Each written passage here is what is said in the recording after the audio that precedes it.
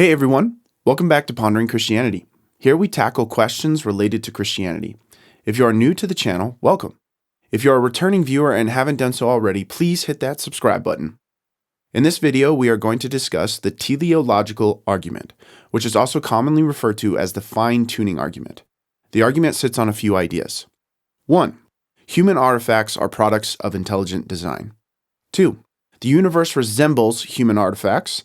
And of course, 3. Therefore, the universe is a product of intelligent design. As time has progressed, research has discovered more and more components of our universe that must be perfectly balanced in order for life to exist. This presses everyone with the question of, is this all designed? Now, before I make some kind of statement of course it is, I want to go at this with a bit of healthy skepticism. Firstly, that the universe has waste like a bunch of it. I've heard many atheists observe that the universe appears to be so wasteful in its apparent design, therefore discrediting its overall designed features and ultimately lending to the idea that our galaxy just so happens to be a byproduct of the universe being the one that, got it right. This initially seemed very convincing to me. However, it didn't answer a few questions. 1. Can we prove that everything in the universe is wasteful?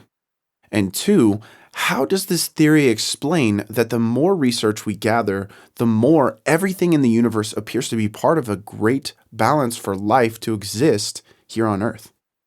An analogy I thought of here that would help is if I placed myself on a scale that sat over top a cliff, I would note that I needed a counterweight to ensure the scale didn't tip me to my death.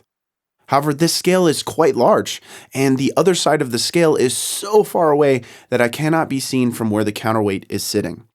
Now, a random bystander comes along and sees the counterweight, which is just a simple counterweight, and concludes that it was placed there randomly as they cannot see the life, namely mine, that hangs in the balance of the other side.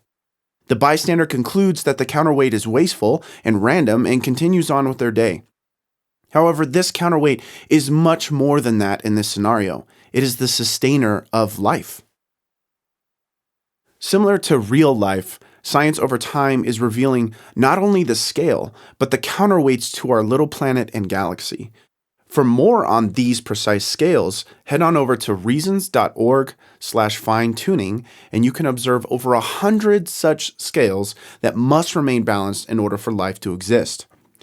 Now, perhaps everything is the way it is out of necessity, as in we wouldn't be here to observe the universe as we would never even begin to exist.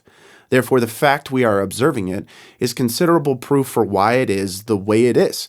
I have to use an illustration from William Lane Craig here to help paint this thinking method. A man is placed in front of a firing squad of over 100 sharpshooters. The sharpshooters line up their sights with an infallible record of always hitting their mark. Then they open fire. To the man's delight, all of them missed. The man then proceeds to exit the area and is interviewed. He is asked by a reporter, "Why did the shooters spare your life?" He responds to the inquiry with the answer of, "Well, I guess I shouldn't be surprised that they all missed. After all, if they hadn't all missed, I wouldn't be here to be surprised about it. Nothing more to be explained here." This theory also leaves much to be wanted in the way of an explanation. It would seem much more probable that the shooters chose to miss, or better yet, that someone instructed them to do so. All this to say that clearly the appearance of design in the universe demands more of an explanation than those I've entertained so far. What if the explanation is just simply the most likely explanation, that it is designed?